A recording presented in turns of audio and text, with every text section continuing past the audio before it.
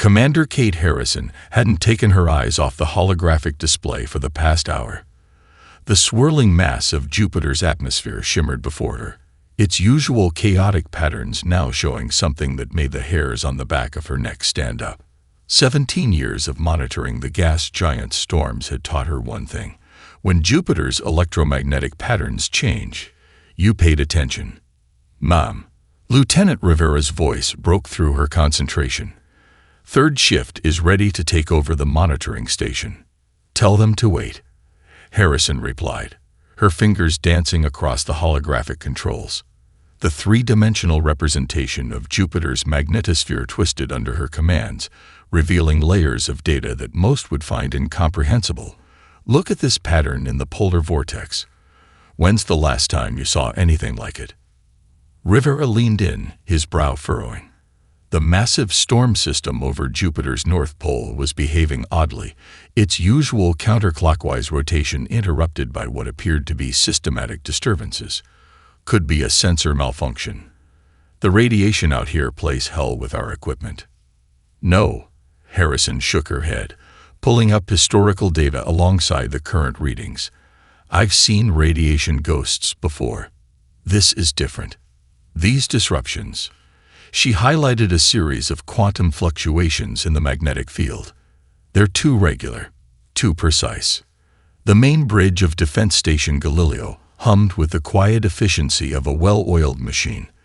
Through the reinforced viewports, Jupiter's massive form dominated the view, its great red spot churning in endless fury. The station's position at the L1 point between Jupiter and Io gave them the perfect vantage point to monitor the entire Jovian system.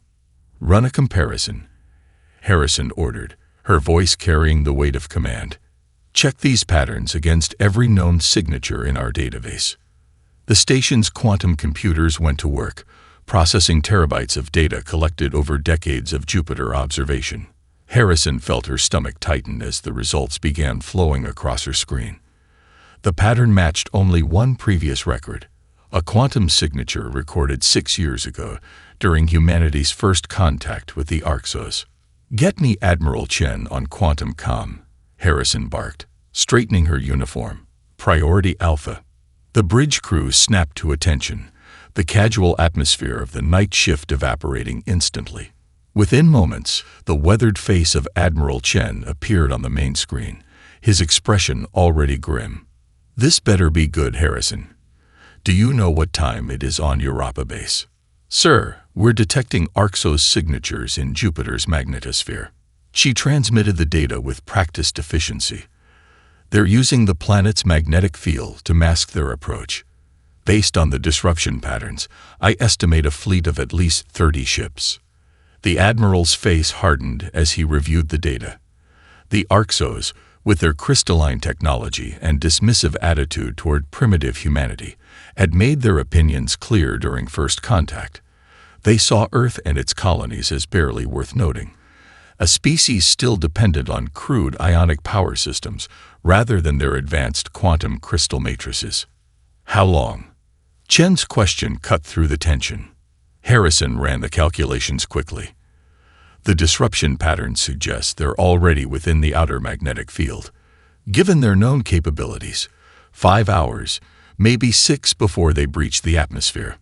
"They're using our own backyard against us," Chen muttered, thinking we're too primitive to notice them slipping through Jupiter's storms.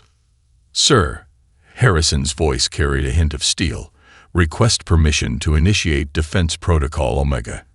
If they want to use Jupiter's magnetosphere against us, I say we show them exactly how well we understand our own solar system." Chen's laugh was hard and sharp. "The Orcs think we're primitives because we haven't mastered crystal tech. They forget we've spent centuries learning to survive in the harshest conditions in the solar system." He paused, his expression turning serious. "Protocol Omega authorized. Show them what Jupiter's children can do, Commander." As the transmission ended, Harrison turned to her crew.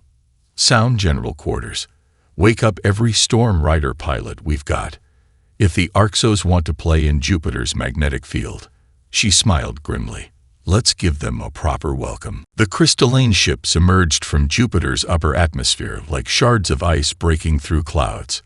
Their angular forms, refracting the gas giant's light in prismatic patterns, would have been beautiful if they weren't harbingers of war. Commander Harrison counted 37 vessels in the first wave, more than she'd estimated, but not enough to make her doubt humanity's preparations. Battle stations confirmed. Lieutenant Rivera reported from his post. All defense platforms showing green. Storm Rider squadrons on standby. Harrison's fingers tightened on the command rail. Send the recognition signal.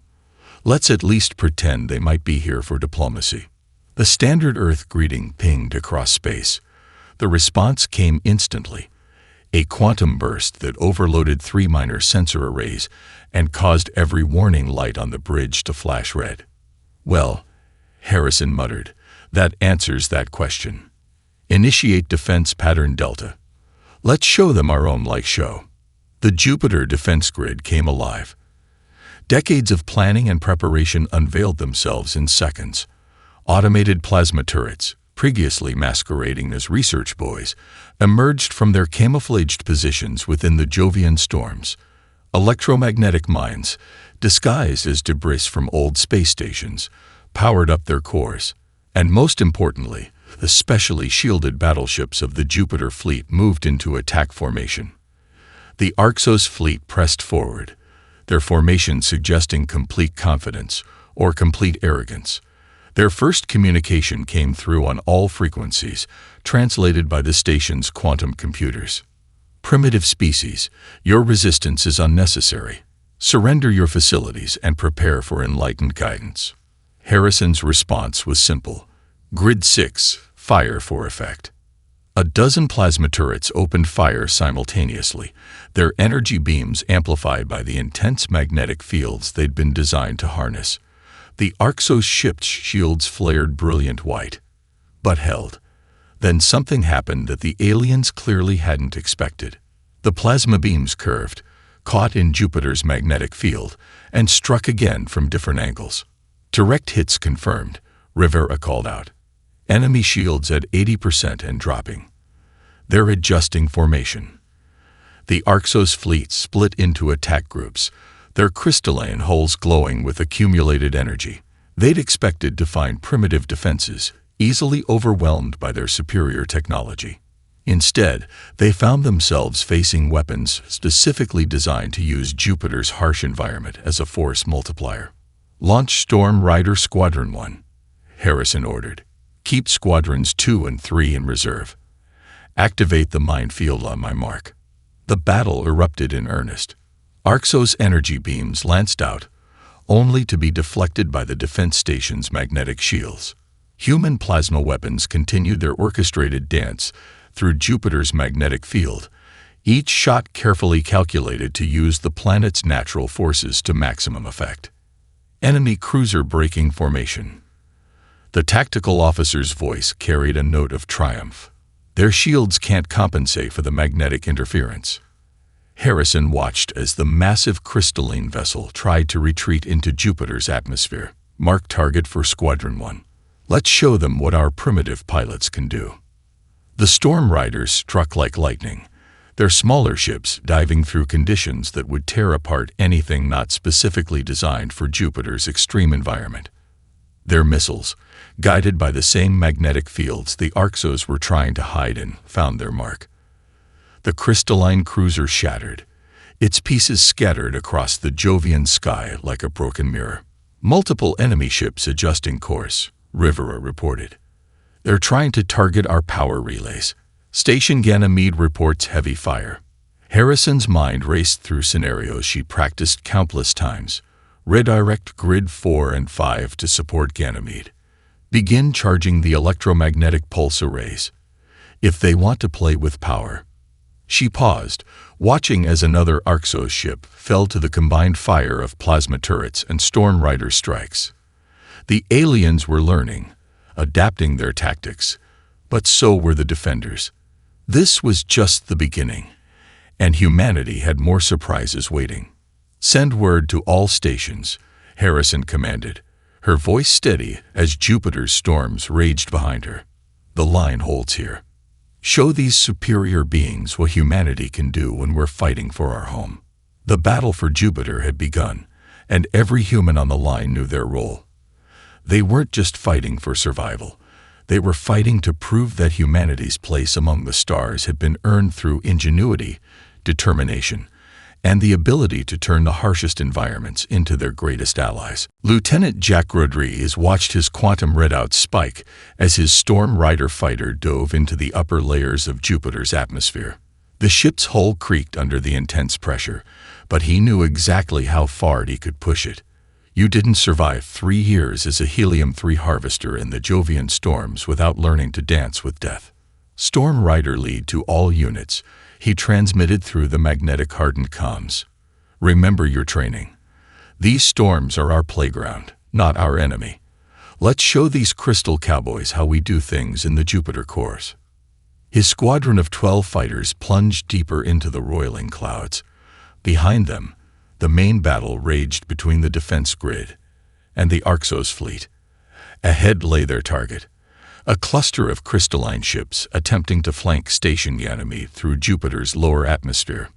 "Majors, Santos, take flanking positions," Rodriguez ordered. "Everyone else, battle spread. Watch those electromagnetic eddies at 300 clicks." The Storm Rider's ships were unique in human space. Compact, heavily shielded crafts with adaptive hulls that could channel Jupiter's magnetic fields rather than fight them. What looked like suicide to the Orcs was just another day at the office for these pilots. "Multiple bogeys at bearing 270, called out Lieutenant Sarah Majors. "They're trying to use the red spot's outer bands for cover." Rodriguez grinned. "Amateurs. Initiating storm sprint maneuver. All units, plot your vectors through the Davidson current." The Davidson current was a massive electromagnetic stream that curved through Jupiter's upper atmosphere, deadly to normal ships, but a superhighway for those who knew how to ride it. Rodriguez's displays lit up as his ship's quantum sensors mapped the invisible current. Storm Riders, execute. 12 human fighters banked hard, their hulls gleaming as they caught the electromagnetic flow. Their speed doubled, then tripled as they rode the current like surfers catching a wave. The Orcs ships, trying to maintain their precise formation, never saw them coming. "Weapons hot," Rodriguez called. "Pick your targets and show them why they call us Storm Riders." The human fighters broke formation in perfect chaos, each pilot choosing their own path through the magnetic turbulence. Their plasma cannons, specially modified to work with Jupiter's natural energy fields, opened fire. Each shot followed the twisting magnetic field lines, curving around the Orcs' standard defensive screens. "Direct hit," Santos whooped as his target's crystalline hull cracked. "These fancy ships don't like it when you shoot them through their own power source." The Orcs responded with crystalline energy beams, but the Storm Riders were already moving. Each pilot used decades of human experience harvesting helium-3 from these very storms, turning the planet's savage conditions into their greatest advantage. "Warning," Rodriguez's ship AI announced. "Magnetic surge detected. Class 5 storm forming at coordinates Mark 3. "Perfect timing," Rodriguez transmitted. "All units, form up on me. Time to show them our specialty." The Storm Riders regrouped, their ships sliding into a tight formation. Ahead of them, a massive storm was building in Jupiter's atmosphere, the kind that could tear apart even the strongest vessels. The Orcs ships began to pull back, their sensors warning them of the approaching danger. "Storm Riders, activate magnetic shields and prepare for dispersal," Rodriguez ordered. "Remember the helium crisis of '87. We've survived worse than this." As the storm hit, the Storm Riders split apart in a carefully choreographed dance. Each ship used the storm's energy to power their shields, while their adaptive hulls channeled the electromagnetic forces to increase their maneuverability. To the Orcs, it must have looked like madness. Tiny human ships diving into conditions that their advanced sensors labeled as unsurvivable. Multiple enemy ships retreating, Majors reported triumphantly. They can't handle the turbulence. Rodriguez watched as the crystalline ships struggled against Jupiter's fury. Their advanced technology, designed for the quiet precision of deep space, wasn't built for this kind of chaos. But humanity had spent generations learning to survive here, turning the gas giants' worst conditions into their greatest weapons. Command, this is Storm Rider Lead. Rodriguez transmitted to Station Galileo. Southern approach secured. These aliens might own the stars, but Jupiter's storms, they're human territory. High above, Commander Harrison allowed herself a small smile as she watched the Storm Rider's success. The Orcs were learning a harsh lesson. Sometimes the most primitive solution, learning to survive in hell itself, was the most effective of all. Colonel Marcus Wheeler stood in Station Ganymede's central control room, watching as emergency lights bathed everything in crimson. The station's superstructure groaned under another direct hit from the Orcs' fleet. 3 crystalline dreadnoughts had broken through the defensive line, focusing their fire on the station's main power relay. Status report, he barked, steadying himself against a console. Lieutenant Chen's fingers flew across her damaged terminal. Primary shields at 12%. 2 more hits and they're gone. Engineering reports the fusion cores are reaching critical levels. We can't take much more of this. Wheeler's mind raced. Station Ganymede was more than just a defensive position. It controlled a quarter of the Jupiter defense grid's power distribution. If it fell, the entire southern quadrant would be vulnerable. He looked at the tactical display, watching as the Storm Riders fought desperately to reach them through the intense battle. Sir, Chen's voice cracked with urgency. Orcs' boarding craft detected. They're targeting our emergency airlocks.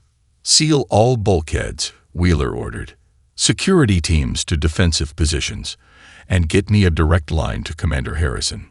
The station shuddered again. Through the reinforced viewport, Wheeler could see one of the crystalline ships moving closer, its hull glowing with accumulated electromagnetic energy. They weren't just trying to destroy the station. They'd wanted to capture it. Harrison's face appeared on the main screen, her image distorted by interference. Colonel, we're diverting forces to your position, but... No time. Wheeler cut her off. They're going to take the station. You know what that means for the defense grid. A moment of heavy silence passed between them. They both knew what capturing the station's quantum cores would mean. The Orcs would gain access to the entire defense network's command protocols. Marcus. Harrison's voice softened. There has to be another way. Wheeler watched as the first explosion rocked the emergency airlock. Security teams, fall back to secondary positions. He turned back to the screen. Kate, remember what we discussed after first contact, about what makes humans different from them. We're survivors, she replied. We adapt. No, Wheeler smiled grimly. We sacrifice. Computer, initiate Protocol Thanatos. Authorization Wheeler Delta 79. The station's AI responded immediately. Protocol Thanatos initiated. Fusion core containment systems preparing for manual override. Warning, this action cannot be undone. Harrison's eyes widened. Marcus, Daunt. Get your people clear. Wheeler interrupted. You've got about 5 minutes before this whole section of space becomes a very bad neighborhood. He paused, then added softly, It's been an honor, Kate. The transmission cut off as another explosion rocked the station. Wheeler turned to his crew, his voice steady despite the chaos. All hands, abandon station. Get to the escape pods. Move. Sir. Chen stood her ground. Someone needs to maintain containment protocols until the last moment, or they'll detect what we're doing. Wheeler nodded. I know. That's why I'm staying. The rest of you, though. That's an order. The control room emptied quickly, years of drill and discipline showing in every movement. Through the viewport, Wheeler could see escape pods launching, streaking away from what would soon become Ground Zero. The first Orcs boarding party breached the outer defenses. Wheeler could hear weapons fire in the corridors, getting closer. He worked quickly, rerouting power and overriding safety protocols. The station's fusion cores weren't just power sources, they were contained stars. And he was about to let them loose. "Given hell from Ganymede," he muttered, entering the final commands. The boarding party burst through the control room doors, their crystalline armor gleaming. Wheeler turned to face them, standing tall. "Welcome to humanity's space," he said clearly. "Let me show you how we say goodbye." He pressed the final override. The station's fusion cores detonated in a carefully engineered sequence, creating a cascading electromagnetic pulse that rippled through Jupiter's already turbulent magnetic field. The pulse caught the Orcs ships at point-blank range, their crystalline technology acting as a perfect conductor for the overload. From the bridge of Station Galileo, Commander Harrison watched as a new star briefly outshone Jupiter itself. When the light faded, a third of the Orcs' fleet hung dead in space, their crystalline ships shattered by the very electromagnetic energy they relied upon. "Signal all units," she ordered, her voice tight.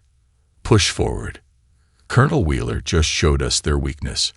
Let's make his sacrifice count." Dr. Ashley Morgan's laboratory aboard Station Galileo looked like a war zone, appropriate, given the circumstances. Scattered pieces of crystalline debris from destroyed Orcs ships floated in containment fields around her, each fragment still pulsing with residual energy from Wheeler's sacrifice at Ganymede. "Run the quantum analysis again," she ordered her AI assistant. "Focus on the resonance patterns during the overload event." The holographic display came alive, showing the complex energy signatures of the crystal fragments. Morgan had spent the last 6 hours studying the debris, trying to understand why the electromagnetic pulse had been so devastatingly effective. The answer was here, hidden in the quantum structure of the alien technology. Dr. Morgan, her assistant, Dr. James Chen, burst into the lab. "Command needs the preliminary analysis in 10 minutes. The Orcs are regrouping for another assault." Morgan barely looked up. "Tell them I need 15. I'm seeing something here that doesn't make sense, or makes too much sense." She manipulated the holographic display, zooming in on the crystal's molecular structure. "Look at these resonance patterns. They're not just using these crystals as power conduits." The display shifted, showing energy flows through the crystalline matrix. Chen moved closer, his eyes widening. "That can't be right. The power requirements would be astronomical," Morgan finished, "unless—" She quickly pulled up data from Jupiter's magnetosphere. "Unless they're not generating the power at all. They're harvesting it. From Jupiter itself." Understanding dawned on Chen's face. The magnetic field. That's why they chose to attack through the storm systems. Exactly. Morgan's fingers flew across the controls, correlating data. Their entire technology base isn't just crystal-based. It's a massive energy collection and amplification system. They use Jupiter's electromagnetic field like we use solar power, but on a quantum scale. A distant explosion rocked the station. The battle was getting closer. "Simulation complete," the AI announced. "Results indicate crystal matrix resonance increases exponentially with electromagnetic field strength." Morgan stared at the new data, her heart racing. That's it. That's their weakness. Their technology doesn't just use electromagnetic energy. It depends on it. And like any amplifier, she grabbed her tablet and headed for the door. "Get me Commander Harrison. Now." Minutes later, Morgan burst onto the bridge, where Harrison was coordinating the defense against the regrouping Orcs fleet. "Commander, I know how to stop them," Morgan announced, pushing past startled officers to reach the tactical display. "Their ships aren't just using Jupiter's magnetic field for cover or power. They're completely dependent on it. The crystals act as quantum amplifiers, taking in electromagnetic energy and magnifying it for their systems." Harrison's eyes narrowed. "Like what happened at Ganymede." "Yes, but that was just a fraction of what we could do." Morgan pulled up her data on the main display. Wheeler's explosion proved the concept. Their crystal technology has no upper limit on energy absorption. because in deep space, they'd never needed one. But here, next to the strongest magnetic field in the solar system, we could overload them, Harrison finished, understanding dawning in her eyes. Not just a few ships, the entire fleet. Morgan nodded excitedly. If we can create a strong enough surge in Jupiter's magnetosphere, their own technology will do the rest. The crystals will try to absorb and amplify the energy until they literally shatter themselves. The tactical officer spoke up. Ma'am, sensors show the Orcs' fleet reforming. They're moving into attack formation. At least 60 ships now. Harrison studied the tactical display, her mind working through the implications. How would we generate a pulse that large? Ganymede's explosion wasn't enough to affect their whole fleet. We don't need to generate it, Morgan explained, pulling up a diagram of Jupiter's magnetic field. We just need to redirect what's already there. Jupiter generates more electromagnetic energy than the rest of the solar system combined. If we can temporarily focus that energy, we create a weapon out of an entire planet, Harrison whispered. She looked at Morgan. Can we do it without frying our own systems? Morgan held up her tablet, showing modified shield configurations. Our technology is different, ionic-based, like they mockingly pointed out. If we reconfigure our shields to channel the energy rather than block it, we can survive what's coming. But we'll need every station and ship in the grid working together. And we'll only get one shot. Harrison turned to her communications officer. Get me all station commanders. Priority Alpha. She looked back at Morgan. Doctor, I hope you're right about this, because we're about to find out just how primitive humanity really is. The bridge crew watched as the Orcs' fleet approached, their crystalline ships glowing with gathered power. They had no idea they were flying into a trap laid by the very forces they thought they had mastered. You want us to do what? The holographic faces of the station commanders stared at Commander Harrison in disbelief. Only the Europa Defense Base Commander, Captain Michael Torres, managed to voice their collective shock. We're going to weaponize Jupiter's entire magnetosphere, Harrison repeated, her voice steady. Dr. Morgan stood beside her, rapidly sending technical specifications to each station. And we need every functional facility in the grid to pull it off. The massive tactical display behind them showed the approaching Orcs' fleet. 63 crystalline ships moving in perfect formation through Jupiter's upper atmosphere. They had less than 40 minutes before the enemy would be in firing range. Engineering teams are receiving the shield modifications now, Morgan explained, her fingers dancing across her tablet. We need to convert our defensive screens into magnetic channeling arrays. Each station will become part of a massive electromagnetic lens. Engineer Jackson Cooper's voice cut through the stunned silence. The power requirements are insane. He was already reviewing the specifications from his position at Station EO. We'd have to push our fusion cores to 130% just to handle the feedback. Better than letting them capture those cores, Harrison countered. We've lost Ganymede. We can't lose another station. The bridge of Galileo had transformed into a command center for the entire operation. Tactical officers coordinated with their counterparts across the defense grid, while engineering teams began the delicate process of modifying their station systems. Storm Rider lead reporting in. Rodriguez's voice crackled through the comm. We've got crews placing the magnetic pulse generators in the upper atmosphere. But Commander, these readings are off the charts. If this works, it'll make the Ganymede explosion look like a firecracker. Harrison turned to Morgan. How long until the modifications are ready? 20 minutes for the stations. Morgan checked her data. But Cooper needs at least 30 to reconfigure the shield generators. We have to hold the Orcs off until then. Harrison's mind raced through options. They needed time, but any serious engagement would drain power they couldn't spare. Then she saw it, a possibility in the swirling storms of Jupiter's atmosphere. Rodriguez, she called. Those pulse generators you're placing, how much power do they have? Enough for a localized burst, maybe 5 kilometers radius. Why? Harrison smiled grimly. Because we're going to give the Orcs exactly what they're looking for. She turned to her tactical officer. Send targeting data to the Storm Riders. I want those generators placed along their most likely attack vector. Understanding dawned on Morgan's face. You're going to bait them with electromagnetic signatures they can't resist. Like moths to a flame, Harrison confirmed. Their ships are designed to absorb and amplify electromagnetic energy. Let's give them a taste of what's coming. The next 20 minutes were a symphony of coordinated chaos. Storm Riders darted through Jupiter's storms, placing pulse generators in a carefully planned pattern. Engineering teams pushed their systems to the limit, converting defensive shields into what would become the largest electromagnetic weapon ever conceived. Commander, Cooper's voice was strained. We've got a problem. The shield modifications are working, but the power grid wasn't designed for this kind of feedback. Once we start channeling Jupiter's magnetic field, we'll have maybe 2 minutes before the whole system overloads. Harrison watched as the Orcs fleet drew closer. 2 minutes will have to be enough.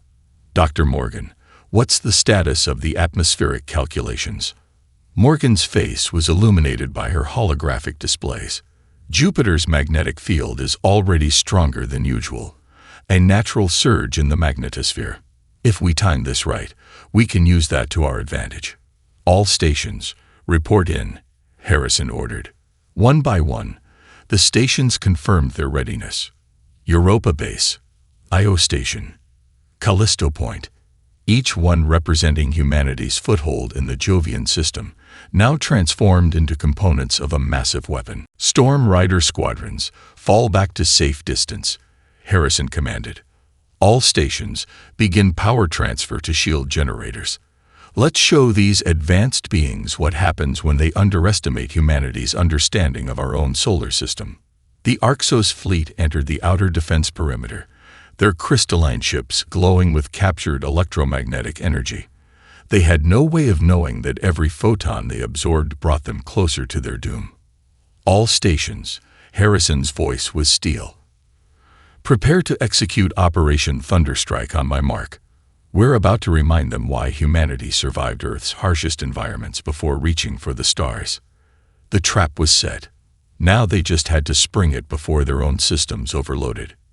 Enemy fleet entering optimal range, Lieutenant Rivera reported, his voice tight with tension.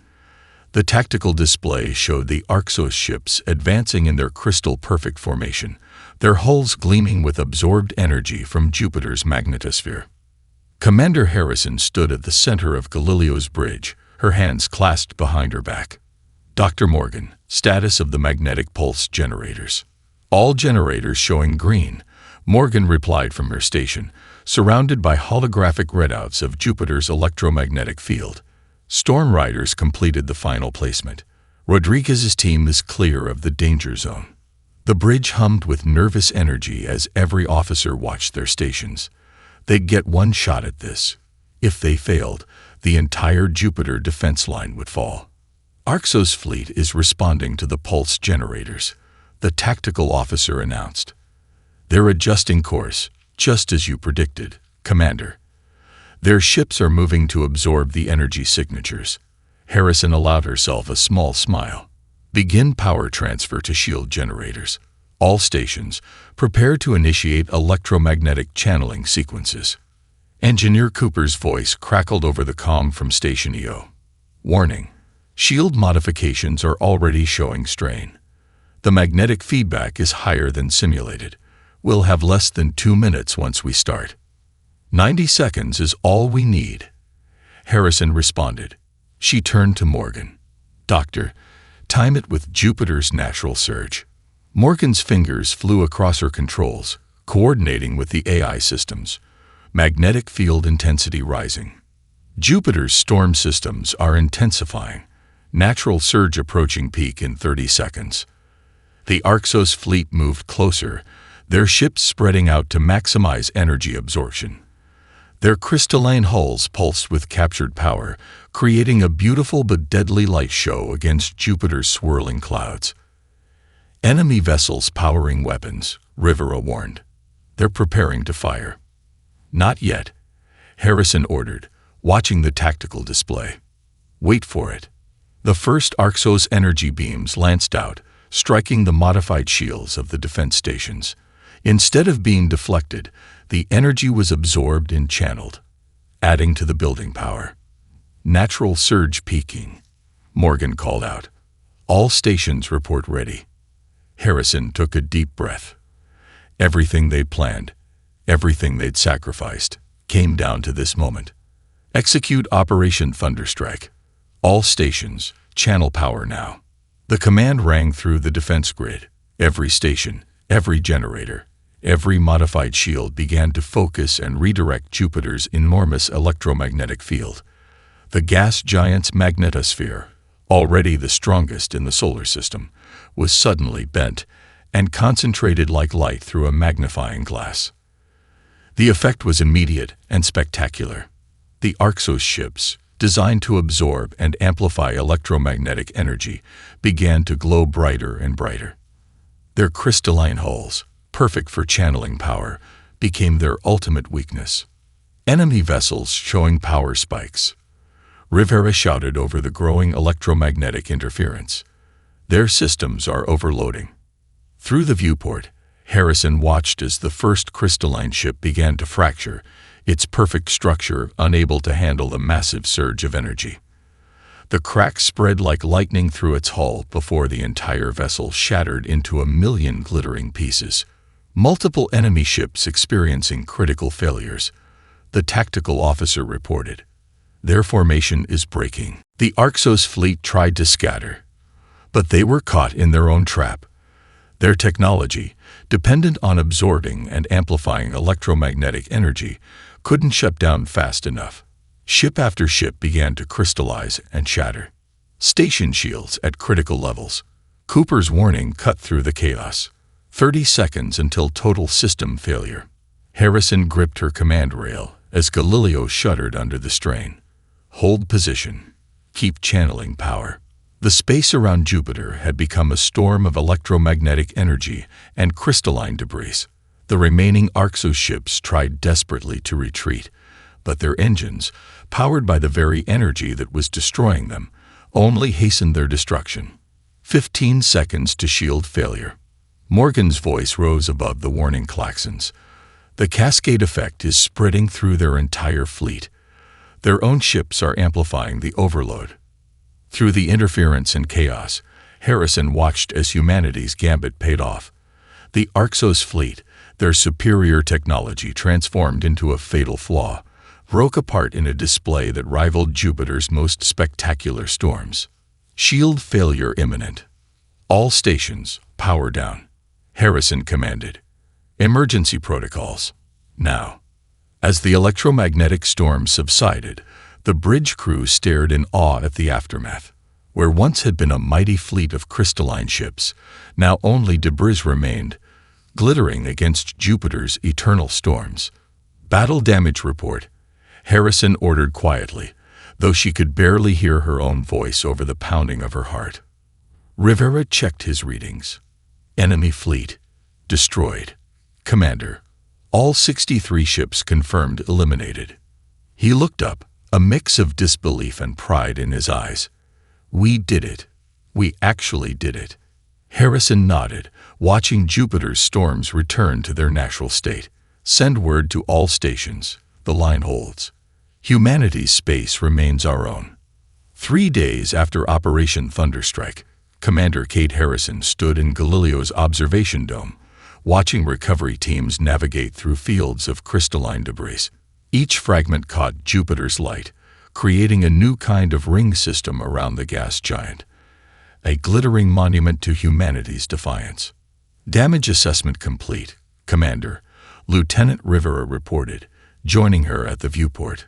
"We lost 38% of our defense grid's power capacity, and Station IO will need major repairs. But considering what we just pulled off, we're alive to make repairs," Harrison finished. "That's what matters." She turned from the viewport to review the datapad Rivera offered. "What's the status of the Storm Rider squadrons?" "Rodriguez has 3 teams coordinating the cleanup.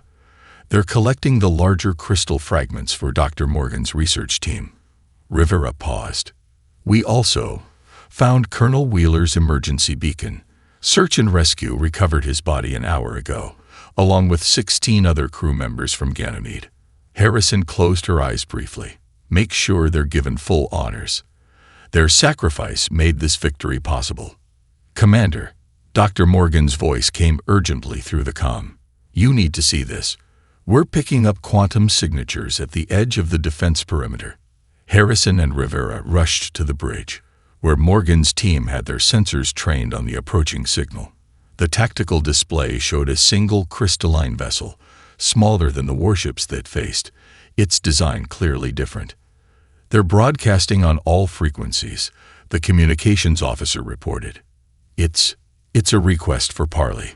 The bridge fell silent. Harrison studied the tactical display, noting how the alien ship maintained a respectful distance. Put it on screen. The main display flickered to life, showing an Orcs representative for the first time. Their crystalline form was humanoid but translucent, internal energies pulsing in complex patterns. Defenders of Jupiter, the alien's translated voice carried tones of what might have been respect. We request dialogue. Harrison straightened. This is Commander Harrison of the Jupiter Defense Line. We're listening. We have made an error in judgment. The Orcs seem to pulse more intensely.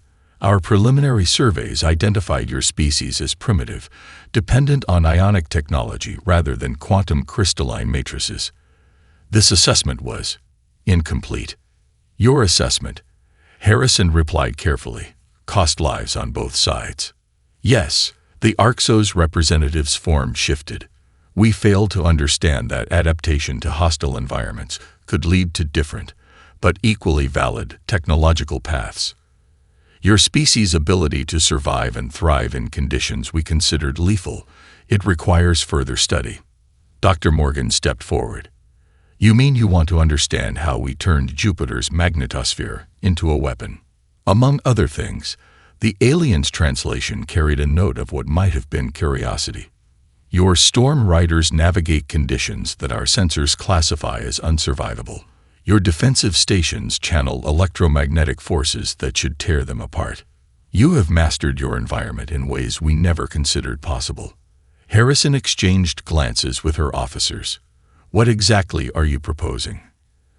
An exchange. Knowledge for knowledge. Your understanding of survival in extreme conditions for our quantum crystalline technology. We believe both our species could benefit. Harrison thought of Wheeler, of the crews lost at Ganymede, of the desperate battle they'd just fought. But she also thought of humanity's constant drive to learn, to adapt, to grow. Your proposal will need to be reviewed by Earth Command, she said finally. But first, I want to be very clear about something. This system, these storms, this space, it's our home. We didn't just adapt to survive here. We learned to thrive here. Any future relationship between our species needs to start with that understanding. The Orcs' representative pulsed in what might have been agreement. We understand. Perhaps this is why your species has achieved what you have. You do not simply exist in hostile environments. You claim them, master them, make them your own. That's what humans do, Harrison replied, looking out at Jupiter's eternal storms. We take the harshest conditions the universe can throw at us, and we turn them into our greatest strengths. As negotiations began, Harrison watched her crew return to their duties, proud and determined. The Jupiter defense line had held, but more importantly, humanity had proven something, not just to the Orcs, but to themselves. They belonged here, among the storms and stars, ready to face whatever challenges the universe had in store. In the viewport behind her, Jupiter continued its eternal dance, its storms now a testament not to nature's fury, but to humanity's indomitable spirit.